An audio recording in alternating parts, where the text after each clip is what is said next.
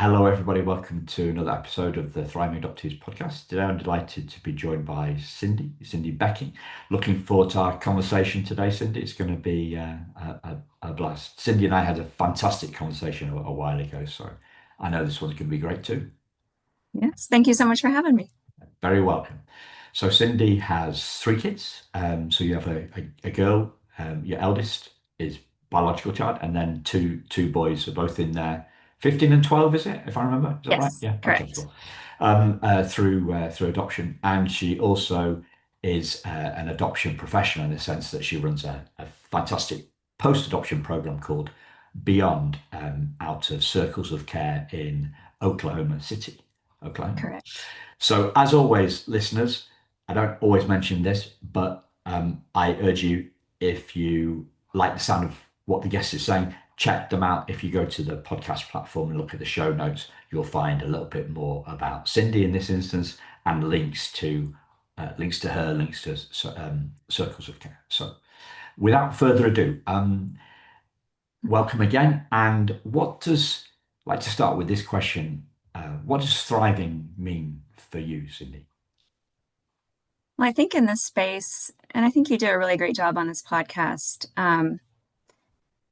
I've learned over the past 16 years of being in this space, we get a little bit, and I think you and I had talked about this, trauma obsessed.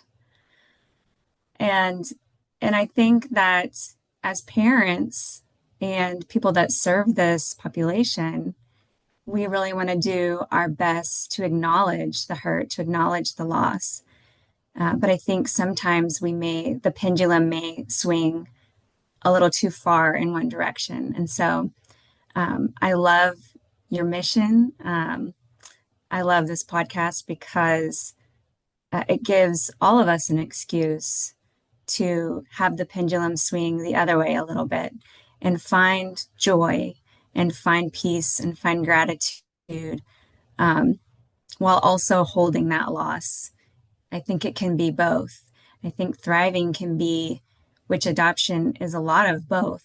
It's joy and pain. It's all of the dueling emotions, um, and giving ourselves an permission to accept them both and to hold them both, and to thrive within that. And I think the guests that you've had and the topics that you've brought up really exemplify that really well. I think there's a lot of complexity with adoption, but I think there's a lot of opportunity to turn that into a thriving mission as well.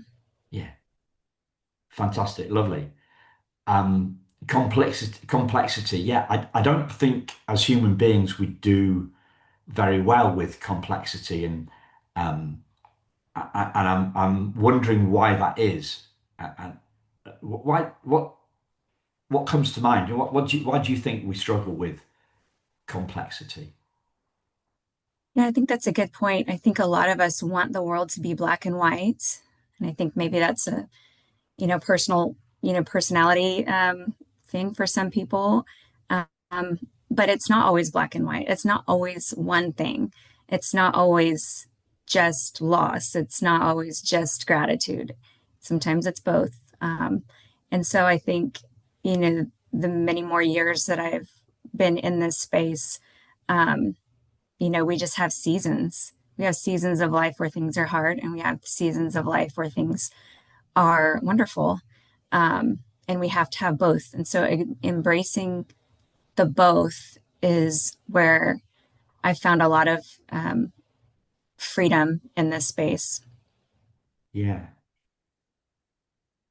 I was thinking, is it a school thing? Is it like, complexity?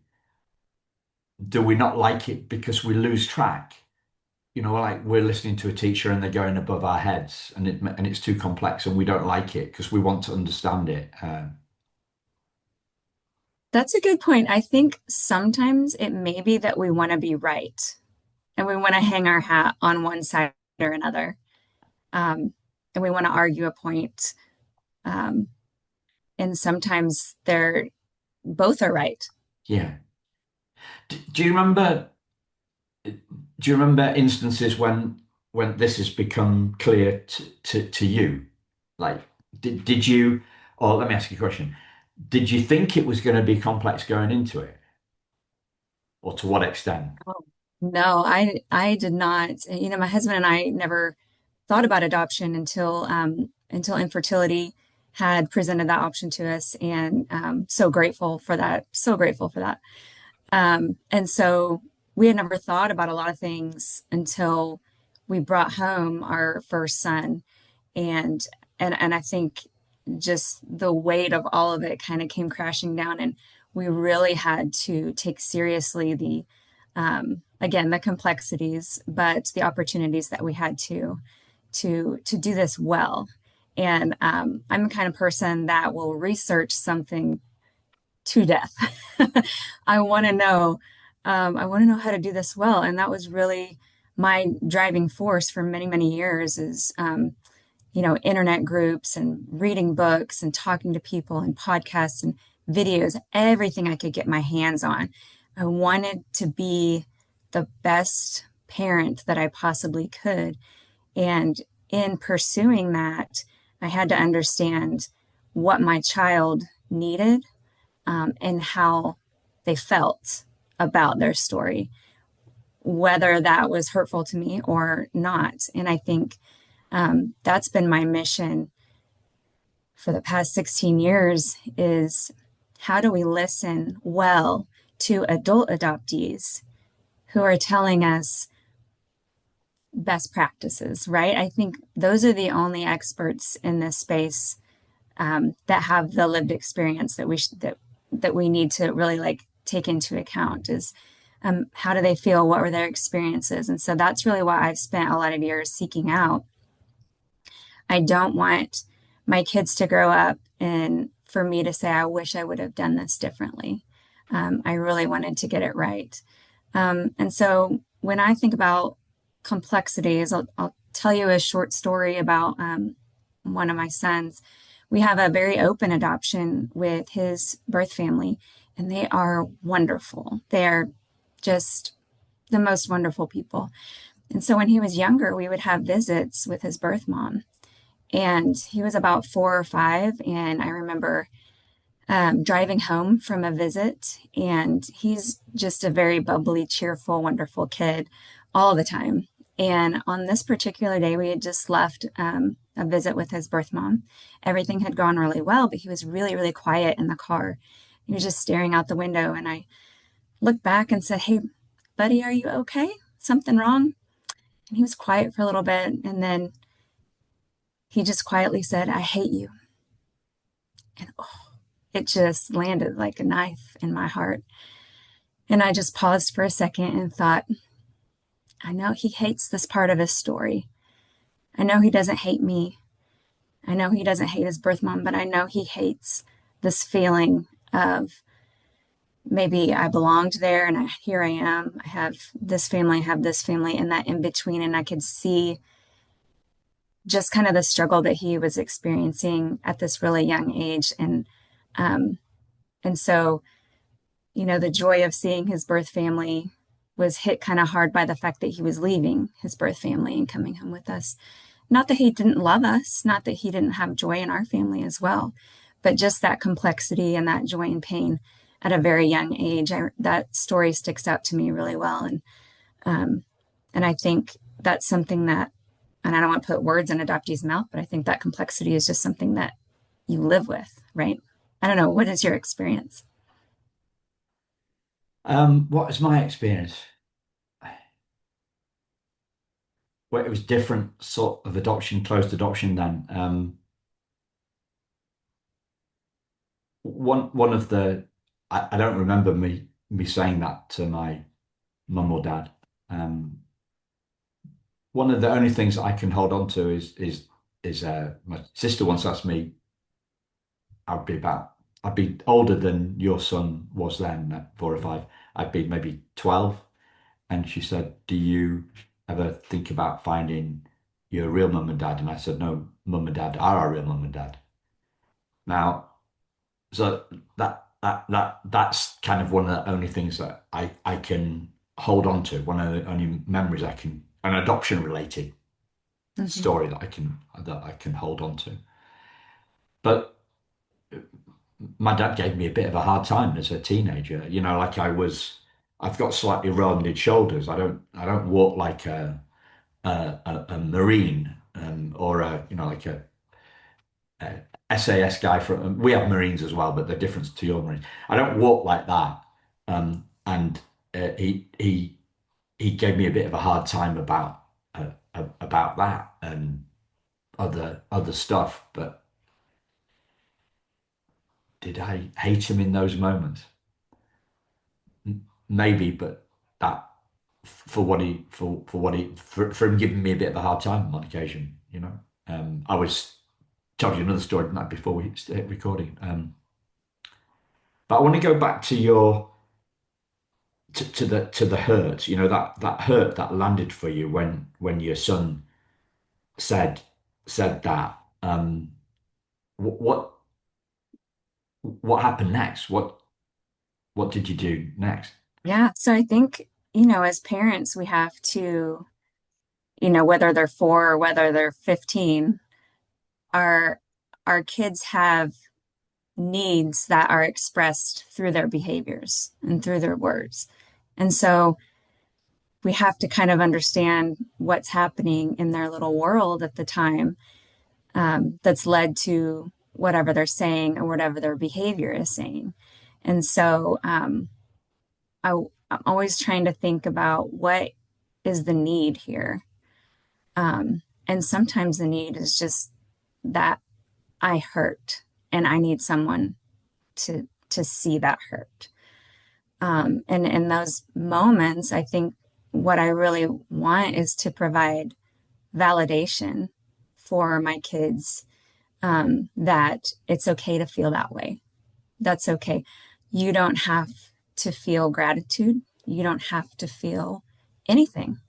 You can feel all of it, and that's okay. And I want to be here and make sure that you feel safe to express that. And I'm this son, both of my sons. I'm very close with all my kids, but my 15-year-old, who's the one from the story, he and I have always been very close. And I love that he's still able to feel safe around me, to express hurt, to express emotion, how he's feeling about things. That's what I want for my kids as they grow up. The ultimate goal is for them to have healthy relationships throughout their life, right? And so as a parent, that's all I want to do is set them up for healthy relationships. And so just creating that safe space and trying to understand the need behind the behaviors and the need behind those words, even if they're hurtful to me, I can take it. I'm an adult. But I want to be the one that can help them work through that. Yeah, And it kills me when my kids are hurting. I think there's a saying that I heard the other day that is so true is moms are only as happy as their least happy child. And I feel that very deeply. So when one of my kids is hurting, I'm hurting with them.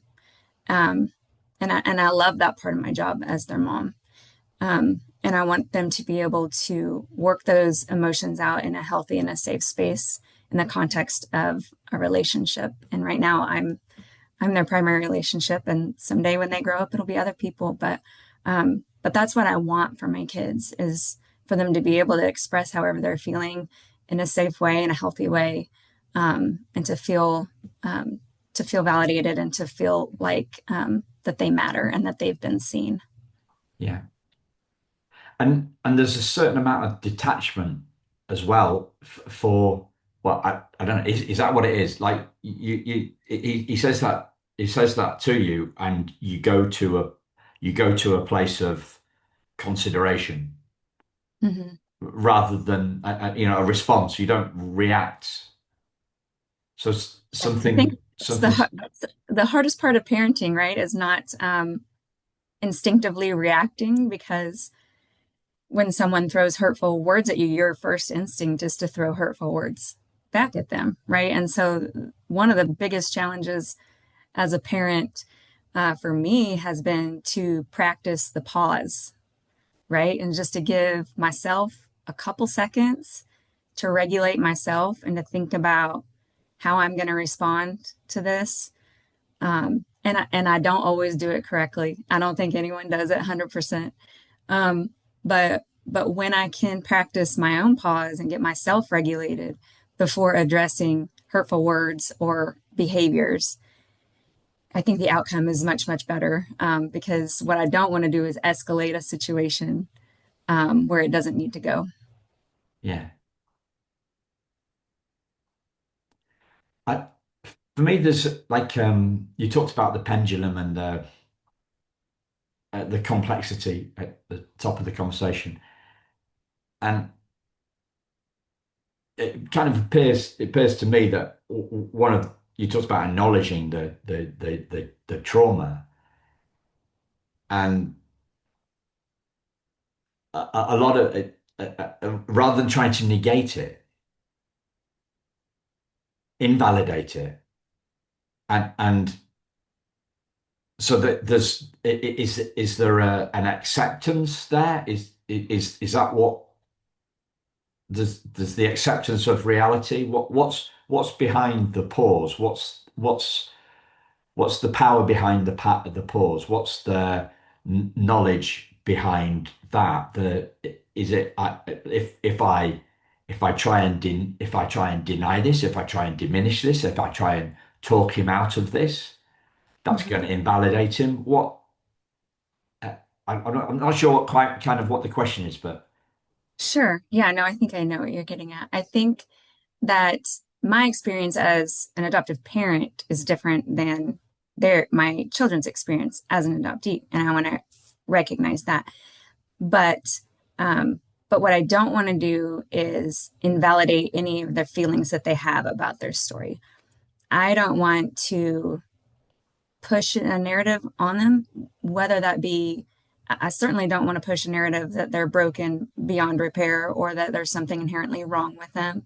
It's not a narrative I want them to have, but I also don't want to push a narrative where you should be grateful. You should feel gratitude and you should feel joy about your adoption story either. I feel like as my kids have grown up, they've kind of woven their way through their story, through the hurt and through the joy. And I think my job is just to help them navigate all those emotions, and help them try to land in a place of wholeness and healing. That's where I want them to land. yeah, And so my intent as a parent is to give them the space, whatever that looks like, give them the space, the resources, the understanding. And we talk a lot about, just because of what I do and in this space, how the brain works. And I think that's been really great for my kids just to understand that how they're feeling is a physiological response to outside, things. And so when I empower my kids with understanding of how their body and brains work, give them a little bit of taste of like mindfulness, and most importantly, is help model what regulation looks like. And that's what that pause is so important for us parents, is that I want my kids to be able to regulate themselves as well, in the moment when emotions are really high. And so if I'm not modeling that for my kids, how are they ever going to learn how to regulate themselves when they're feeling like their emotions are getting the best of them? So yeah. that's kind of where I want to land on that. Yeah. So what I think what you're talking about is not taking our kids' trauma personally. Exactly. Yeah. Yes. And being able, I think, we love our kids so much that we can really, if we let those words hurt us, they can hurt us and damage the relationship. A lot of the families that I work with through the Beyond program have adopted children that have come out of foster care. And so we know that kids only enter foster care if there's been substantiated evidence of abuse or neglect. And some kids have been through significant amounts of trauma before they've been adopted. And so for a lot of those children, they've developed self-protective measures as a survival tactic. And so, in order to survive in this world, they feel like I can't let someone in. I have to push people away. And so, we have adoptive parents that get really frustrated with their children because of these survival skills that they've developed that's helped them stay safe in a previous life.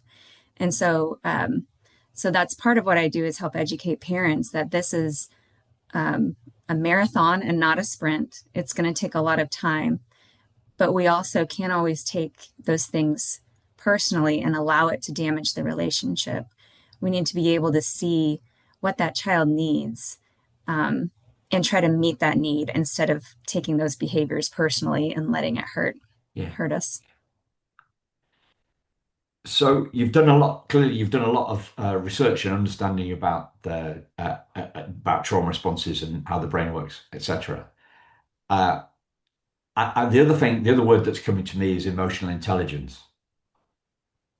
And I remember reading a book on emotional intelligence, I don't know, 14, 15 years ago. And I think it had four sections, and the first section was all about our own emotional intelligence, never mind. So we kind of work on ourselves first Mm-hmm. before we start looking at other people. Does emotional intelligence, is that a term that kind of resonates with how you see this? Yeah, I think what you just said is we have to work on ourselves before we can help another person, and I think that's um, a huge deal in my world and working with adoptive parents is that we all come into a relationship with our own trauma histories, our own hurts, our own different nuances of the way that we see the world. Um, and so, what we really want to do before parents decide to adopt is for them to do a lot of self exploration. We really want them to understand, first of all, what are their own triggers, because every child is gonna try to push your buttons, so to speak, right? They're gonna find your triggers and pull them. And so we have to understand ourselves as much as possible, understand where our hurt and where we need to have healing um, because I'm a TBRI practitioner, which stands for Trust Based Relational Intervention. I know you interviewed David Cross, which he was Yeah, the founder of it. But there's a quote in TBRI from Dr. Karen Purvis that says, we can't lead a child to healing if we don't know the way ourselves. And so I always find that very profound, and it's true. yeah, If we want to provide an environment and relationships that are healing, we have to know what that looks like in our own life as well. yeah. So what have you learned about, or what have been your ways of healing, or what have your learnings been along that path, along that way, about your own stuff? Just obviously, just if I'm getting too deep or too personal, then No, just you're good. yeah, Yeah, um, I think parenting in general draws out a lot of things that you maybe didn't even know were there. I used to think that I was very chill. I was very laid back. I feel like I probably was until I had children, right? And then I found myself just with a real short temper, and I didn't even know where that came from, and I didn't like it because I'd always kind of used to pride myself on being so laid back and go with the flow kind of person until I had these children that I loved so much, and I want to protect them from the whole world, and I want to do everything possible for them, and I found parts of my personality that I didn't necessarily love. And I think that's just what parenting in general would do, but especially parenting a child with loss and trauma, is that they're going to have their own triggers and their own things that they bring in, and it may trigger you. It may bring out parts of you that you didn't even know exist. And I think that it's not just a one time of self reflection. I think parenting in general is a long game of refining. We're trying to be the best parents that we can, but we also want to heal the parts of us that we need to heal so that we're not casting our pain onto anyone else. And I think there's no better refining process than parenting, because it will bring out the best and the worst in you, unfortunately. Yeah. But I think it has to be just a continual dedication to that refining process of trying to make sure that you're doing the best thing for your child. And sometimes doing the best thing for your child is working on your own healing and trying to be the best person that you can be. Yeah. So what we had a uh, we had quite a spell of asking people about healing rather than thriving at the top of the conversation, right? And then we went back to thriving. So what does healing mean to you, Cindy? It looks different for everyone. And I don't, and I think it's kind of what I just talked about. It's a journey towards healing. And I think that from my perspective as a parent, what I want to do is create opportunities for healing. I am not a healer as a parent. I cannot heal the hurt.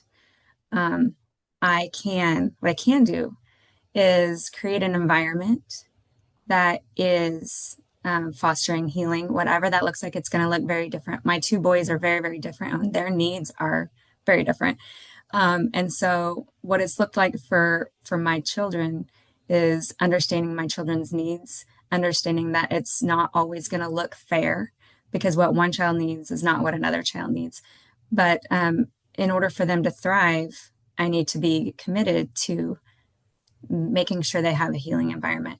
And I think part of thriving is also looking for ways to build resilience in our kids. And one way that I really feel like has been helpful for my children is to allow them to be parts of communities, lots of different little communities, whether that's a church group, a sports team. My daughter did figure skating, my boys play sports. I want them to be as part of as many little groups as we can because I want them to see what is special and what is amazing about them. Not just from me, I want them to see it out in the world. And so I think the more that we can build those communities around our children and encourage them to pursue, things that they love. For my boys, it's sports. My 15-year-old is a phenomenal football player. And I love that he has found a community and a talent that he thrives in, and he sees what is special about him. I can tell him all day long, "You're amazing. You're the best football player." But he'll say, "Yeah, yeah, but you're my mom. You have to say that." But when his community has rallied around him and poured positivity and encouragement into him, he can see that he's special, that he was made for a purpose, and that he has so much worth in this world. And that's what I really want for all of my kids is to see that. And I think that when we allow them opportunities to build resilience like that, I think the thriving just comes naturally. I hope. Yeah. Yeah. Can I take you a little back a step? Because you talked about a short fuse, right? That you talked about that parenting helped you realize that you had a shorter fuse than you suspected. So is healing having a longer fuse? Yes, I think maybe that's maturing. Um, I think seeing my own faults, seeing where I need work and actively working on that is healing for me. Yeah. I don't want to be a person with a short fuse. Mm. I don't want to be that person, but you don't just overnight, drop those bad habits. It takes time and intentionality. And so me really digging into trust based relational intervention, which has provided me an incredible education of just how the brain and body work. And so I think that's been the most healing for me and helped me to change some of my behavior is just understanding what's happening in the moment and giving myself a pause to regulate myself so that I stop that short fuse situation. And so for me, education has been healing. And I think it's given me a much greater capacity for compassion for my children. And so it's kind of reframing behavior in a sense. So if I see, you know, a behavior that I don't like in one of my children, I'm not automatically thinking they're giving me a hard time or they're doing this on purpose just to make me mad. I want to reframe that and say what's happening in their brain and body right now. What can I do to help them? And so it's a reframing of, it's not me versus my child. It's me and my child versus their history. And I'm on their team and I want to be their biggest cheerleader, and help them navigate. I don't want to have a short fuse. I don't want to be their enemy. I want to be on their team cheering them on. Yeah. So it's a seeing thing, it's an understanding thing, and it's an education thing. For me, it really has been. I don't think that we drop bad habits overnight. I think it takes a lot of time and an open mind and a willingness to learn. Yeah. Yeah. Um, I talk about mind fluid rather than mindset. Mhm. Absolutely. I think the older I get, the more that I know that I don't know, right? And we talked a little bit about humility earlier, but I think we just always have to be in a mind fluidity posture Yeah. because we'll never get to a point where we know everything, right? And so the continual search for knowledge for me has been healing, not just for me, but healing in my relationships as well. Yeah. What sort of things are you learning at the moment on that learning journey? So right now I'm in the thick of parenting teenagers. Mine are 19, 15, and almost 13. And I think I've really been digging in recently to the teen adoptee experience, and I think there's a lot of really great education out there.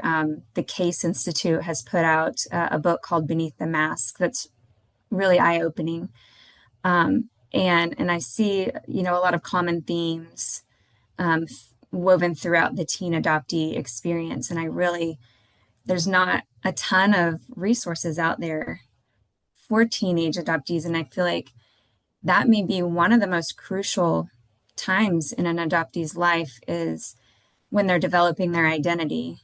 And I think that we as a adoptive community could do more to pour resources into the teenage space. And so that's kind of where because I'm living that world right now, but that's where a lot of my reading and research is going right now. Yeah. So can you explain a little bit more about about the mask? Sorry. Sure. Beneath the Mask Yeah. is a book that was put out by the Case Institute, which I Yeah. believe is the Center for Adoption Studies and Education, Yeah. Support That's and right. Education. Debbie Riley Yes. has been on the show, and I think she's an adopted mum. I'm sure she's an adopted mum, and she's the lady that wrote the Beyond the Mask or Beneath the Mask. Oh, okay. Well, I reference that book all the time, so I would love to tell her thank you someday. Yeah.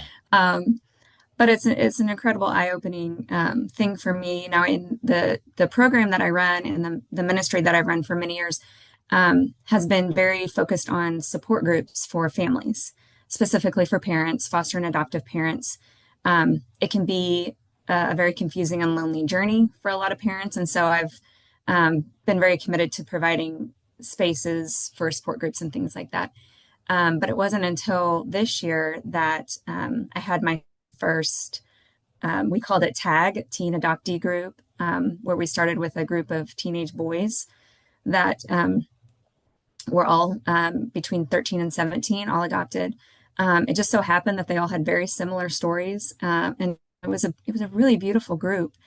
And I kind of didn't know what I was getting with a group of teen boys. Are they really going to want to talk about their feelings? Are they going to want to engage in this group? But I was so happy that they they really took to it, and it was a beautiful time where they could go be a part of a group where they could be seen and heard by people that had very similar lived experience. And I think that I want those groups to happen all over the place.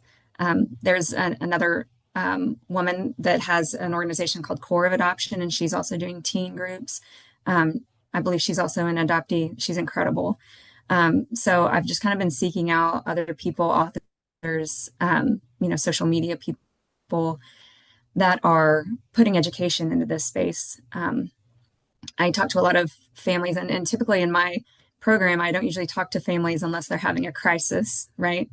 And so there are certain ages where these crises seem to erupt, and 14 and 15 is definitely, one of those ages where developmentally there's a lot of things happening, but it also is sometimes kind of the first point in a child's life where they have the maturity in development in order to process their adoption story. And so sometimes that's the point where, they're pulling away from their parents. They're trying to figure out who they are as a person, trying to create their own identity, while also wrestling with difficult parts of their story. And so that's kind of where I think we need to pour in some more resources for families and for teenagers. Yeah. So what are you learning off the kids? Well, kids, I'm calling them kids 14, 15. What are you learning off them, and what are you learning off the adopted parents that you're supporting at the moment? Yeah. Well, I think that, you may have a child that has known about their adoption their entire life, and been fine with it, right? And I didn't ask any questions, whatever. And then they get to 14, 15, and everything goes off the rails. And so I have parents just really frustrated and not understanding what's happening with their child. Why am I seeing this behavior? Why are they pulling away? Where's this anger coming from? Just this, a lot of frustration for parents, because so much is happening in their processing at that point in their life. And so while it's really natural for a 14, 15-year-old to be pulling away from their parents, that's developmentally appropriate. That's what happens is you have to separate yourself. But for our teen adoptees, what we're learning is that they're also trying to piece together, trying to form an identity where sometimes they don't have all the pieces of their story. And so it's kind of like trying to make a puzzle without all the pieces. And so sometimes that will create frustration for the child and therefore for the parents. And we just see a lot of push and pull in those relationships. And so what I would love for adoptees is to be able to understand kind of what it is that's going on in their own bodies and brains, and give them tools to help process that moving forward. No kid should have to wrestle with that on their own, but we just don't typically talk about that developmental point, where all of it comes to a head, right? Who am I going to be? Who was I? Where did I come from? Who do I identify with? A lot of our kids aren't even the same race as their adoptive family. And so creating an identity becomes even more difficult. Who am I going to be in this world? Where do I belong? And I think those are the questions that our kids are wrestling with. And so I'm just trying, in my program specifically in Oklahoma, trying to figure out how we can pour in maybe more support groups, more education, more opportunities for kids to come together with other people with the same experience and just kind of talk through that and allow our kids to process in healthy ways. Yeah. You were describing you're describing the issue and the response from adopted parents as why, lots of why questions. Hmm. Um, and I was thinking, what about the what questions? Like Hmm. the what do I do questions. Do you get many of those? I mean, what happens? Yeah, I think parents are looking for, I think first of all, it's why questions because it's hurtful, because we are internalizing their behavior and thinking that they hate us. It, we are their safe space, right? So a lot of times that behavior has nowhere to go but on us. Okay.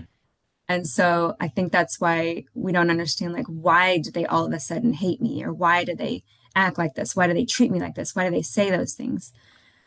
But I think you're right. And I think the questions that we need to be asking, or the what questions, is what do I do? How do I help this child? And sometimes it's it's best to get a third party, get a therapist involved, and help someone else work with your child to process all those things outside of your family network. Yeah. Um, and sometimes that's a hard sell for parents. Like maybe everything's been fine, but we're trying to destigmatize therapy, right? And understand that sometimes it's just for a season.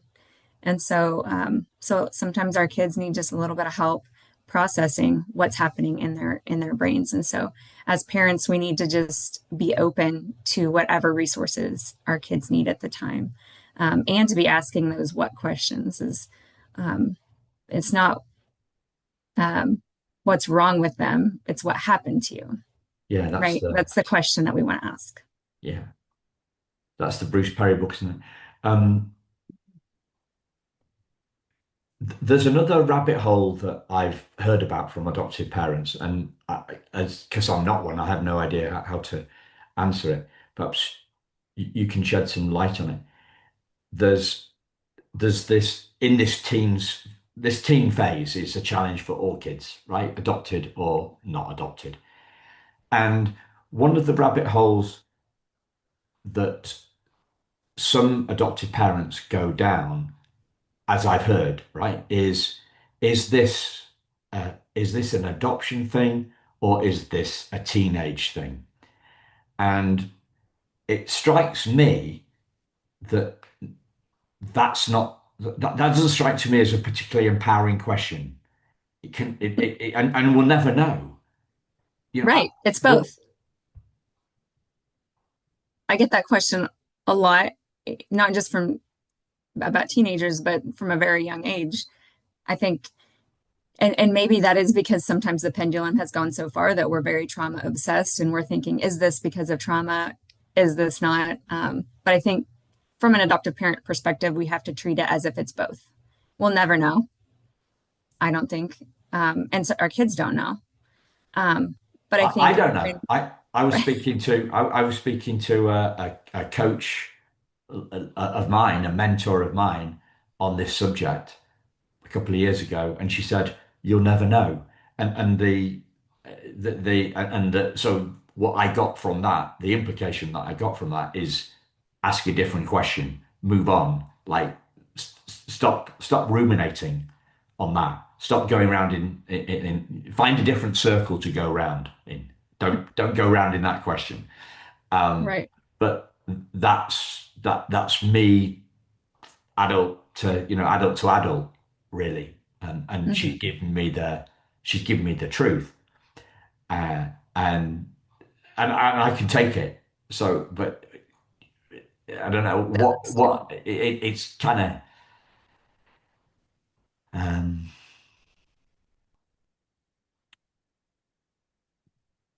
how do you answer that? Oh well, first off, have your kids ever asked a question like that? I don't think so. And I think that it's because adoption is part of their story. So it's hard to separate, you know, this is because of adoption, this isn't because of adoption, especially from a young person's perspective. Now they can express their feelings about their story, but even then, it's more of me decoding their behavior, and understanding that, okay, this, I know that this part of their story is hard, and that's a reaction to that. But I don't think my kids ever necessarily say, think that way just because it's such a tightly woven piece of who they are. It's hard to separate and to peel that apart. But from the parent perspective, I think that we think about that a lot. Um, but you're right, it's not helpful. It's Well, not you've got helpful the to answer if you just say, just assume it's both. Just it's both. assume it, like, I'm presuming it's that kind of what you do. Just let's, if an adoptive parent asks you, just say, just assume it's both and deal with it. Let's not bother about, let's not bother about the why. Let's just assume it's both and let's kind of deal with it. Is that, that to me sounds like a coachy kind of approach to it. Is that kind of what you say or what? Yeah, absolutely. There's no way to tell. It is both. Both is who they are. Our kids are still kids, and they're still going to have all the developmental struggles that, your biological child would have. Um, and so, um, I don't, it's interesting because I have a biological child and two boys that are Yeah. adopted. And I don't think that that's a question that I ever thought of, because I had watched my daughter go through developmental stages and I'd been like, well, okay, yeah, that's on target for this age. And so, but a lot of parents don't have that experience. And so they may just be parenting, Yeah. children that are adopted and think, oh no, is this because of their adoption? Did I do something wrong? What am I not doing right? And that we internalize it that way. Um, Yeah. So the what am I doing wrong question, the kind of the inner critic stuff. mhm. How how do you support adoptive parents on that particular issue? How do you coach them around that area? Yeah, I think that that's a big question. I think what I like to do when I work with families or when families are just coming to adoption or thinking about adoption is that I really want them to think about their motivations and their expectations. And I think when we really understand those two things and put them in proper perspective, I think our parenting, our inner critic, may be much easier on ourselves. Um, I think that we're always going to have an inner critic. I don't know any parent, especially adoptive parent, that thinks, "Man, I am killing this. I am doing everything right." We always worry that we're doing something wrong, um, but I don't necessarily know how to quiet that inner critic because I may be the worst at that. Judging by the very beginning of my conversation Yeah. here, just thinking, I want to learn everything possible and be the best mom that I possibly can be. And so sometimes, having an inner critic is helpful. It may it may drive us to learn more and to be more compassionate. Um, but at the same time, we have to have the confidence to parent our children. We need our kids to see that we've got them, that this is a safe place, and I feel confident in my ability, and I feel confident that you can overcome this as well. So again, there's value in a little bit of that inner critic, but our kids need to know that we've got them, right? That Yeah. we've got things under control. Yeah. So as we're coming up on time, Cindy, is there anything that you'd like to share that I've not asked you about? Well, I just appreciate um, all adult adoptees that are brave to share their story, so that we can learn. I think that just the ways that adoption has changed over the past 40 years is incredible to me. And I think that we have an opportunity to heal the space even more. And so I'm just grateful for people like you that are pouring into this space and providing, hope and courage in, for families like mine and for families that I serve. So thank you. You're very welcome. Um, and thank you, listeners. Thank you, Cindy, for sharing your wisdom, and we'll speak to you again very soon. Take care. Bye bye.